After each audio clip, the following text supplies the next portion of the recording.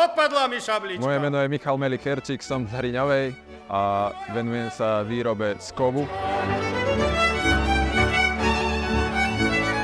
Väčšinou sa moja práca opiera o nejaký etnografický materiál, také ľudovo-umelecká výroba.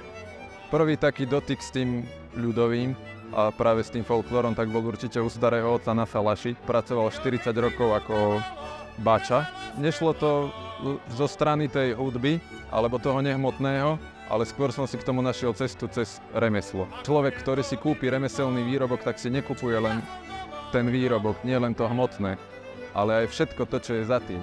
Pre mňa sú folklórne slávnosti hlavne o ľuďoch, hlavne o tom, že tu stretnem priateľov, folkloristov, remeselníkov, výrobcov.